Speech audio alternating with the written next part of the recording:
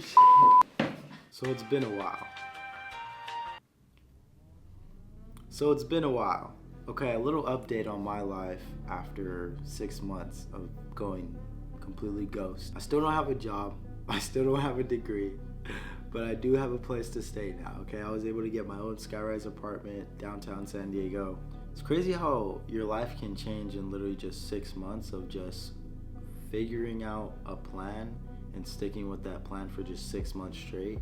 Kind of just on this GTA 5 free roam, except I'm not robbing people or doing anything illegal.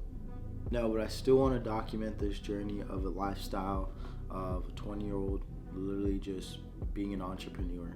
One of the big lessons that I've learned throughout this 6 months is when you truly decide to do what you want to do in life, a lot of people are going to think you're crazy, you're going to lose a lot of friends, and even family might think you're crazy.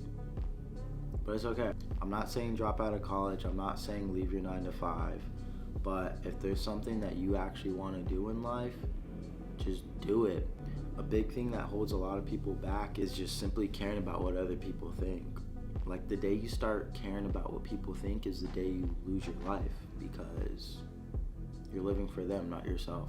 Everybody's opinions die when they die. So might as well do the things you want to do, fulfill your desires so that you can be at one with yourself. You have to remember this one thing, that thoughts control your reality. So if there's something that you want in life that you don't have, all you gotta do is write it down and it will become real. My handwriting's not the best, but I don't know if you can see this. It says I am obsessed with helping people. This entrepreneur lifestyle is pretty crazy. Some days I get paid, some days I don't. Some days I don't know if I'm gonna get paid, but I kinda like it. One common thing that I see with all these successful people is that they all had mentors. They all had someone that knew what the heck they were talking about to guide them. And the biggest thing that these rich people are doing is they're solving problems. They're solving really big problems, right? So if you're somewhat like me 6 months ago, looking at all these kids on Instagram your age, like, what the hell do these kids know? Like, what are these guys doing that I'm not doing? All that these people are doing is they're solving problems. They're solving big problems, right? All you have to do is make yourself more valuable. Learn skills that pay the bills. You're already rich, you know, we're all rich, we're just short of some money. So if you say, I hate myself, I'm not good enough, like, it's just gonna come right back at you. Like, you're gonna have to say in present tense, like, I am successful, I own XYZ, I have this amount of money, I help this many people. The past, there's nothing you can do about it.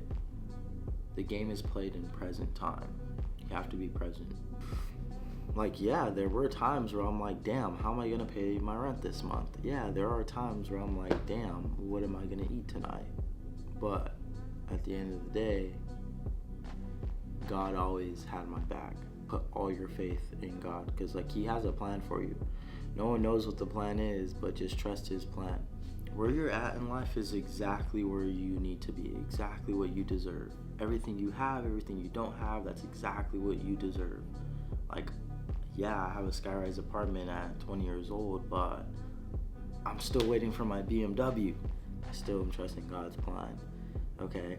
Because God doesn't want to give you something and then it just be taken away from you. He wants to be able to know that once he gives it to you, you're going to be able to actually handle it.